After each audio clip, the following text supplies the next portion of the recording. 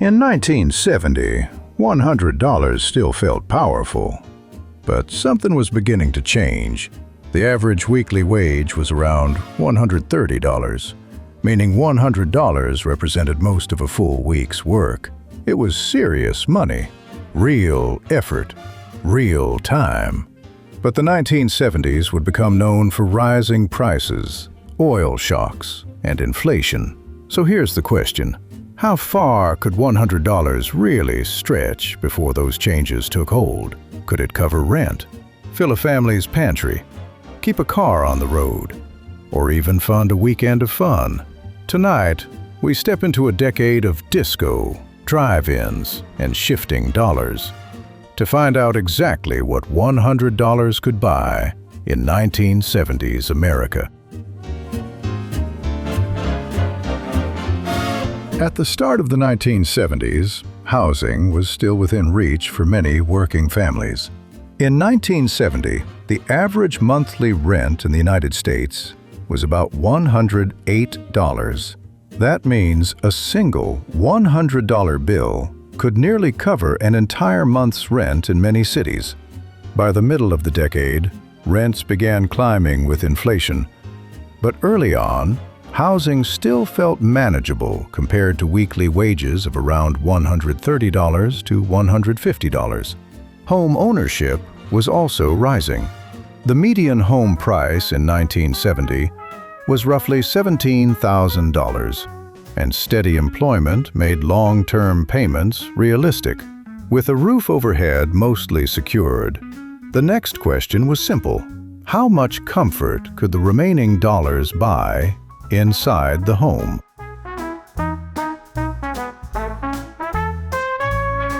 With rent nearly covered, groceries were next. In 1970, a gallon of milk cost about $1.15. A loaf of bread averaged 24 cents, and a dozen eggs were around 60 cents. Ground beef hovered near 75 cents per pound. $20 could fill a cart with basics. $50 could comfortably feed a family for a week. Even as inflation picked up later in the decade, early 1970s grocery bills still felt predictable and manageable for many households. You weren't just buying food, you were buying routine. Sunday dinners and school lunches packed with care. And once the pantry shelves were stocked, attention naturally turned outward to the driveway and the cost of keeping America moving.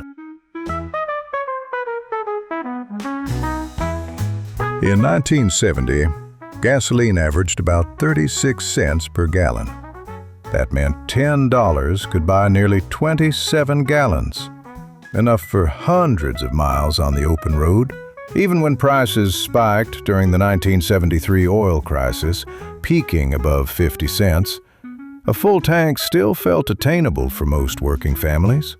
A brand new car cost around $3,500 in 1970, while reliable used cars were far less. Monthly payments were common, but manageable with steady wages. The interstate highways were busy, suburbs expanding, and road trips remained a favorite American ritual. With fuel in the tank and music on the radio, $100 didn't just represent spending power. It represented movement, freedom, and the promise of somewhere new. By the mid-1970s, once the essentials were handled, there was still room for enjoyment. A movie ticket in 1975 cost around $2. A fast food meal could be found for about $1.50 to $2. A nice sit-down dinner might run $5 to $7 per person. With $20, a couple could enjoy a full evening out. Dinner, a film, maybe even dessert after. With $100, a family could plan a weekend getaway, attend a baseball game, or bring home a new stereo system on installment. Even as inflation crept upward, leisure remained part of ordinary life. The 1970s weren't just about rising prices.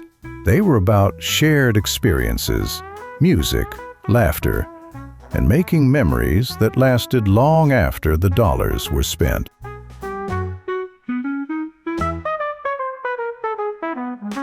Inside the home, the 1970s continued to bring modern convenience within reach. A color television in the early part of the decade cost roughly $400 to $500. But many families purchased on installment plans, making a $100 payment meaningful. A new refrigerator averaged around $300 to $400, and smaller appliances were far less. Even with inflation rising mid-decade, wages were also increasing. By 1975, the average weekly wage had climbed to around $180, helping households adjust to higher prices. Life wasn't perfectly stable, but progress was visible. Homes were warmer, kitchens brighter, and living rooms filled with music and evening news. And as the decade moved forward, one question remained.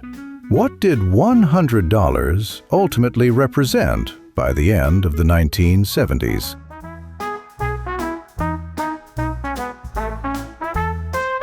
By the end of the 1970s, $100 didn't stretch quite as far as it had in 1970. Inflation had pushed prices higher, gas had climbed, and grocery bills felt heavier than before. But even so, $100 still carried weight. It could cover most of a week's groceries, fuel the car, pay utilities, or fund a memorable night out. More importantly, it represented adaptability. Families adjusted, wages rose, and life moved forward. The 1970s were a decade of change, but also resilience, music, color, and community. If you enjoyed this journey through the 1970s, explore the videos on your screen to see how $100 performed in other decades. Don't forget to like the video, subscribe to Time Cost, and join us next time as we continue measuring history through the cost of living. See you in the next video.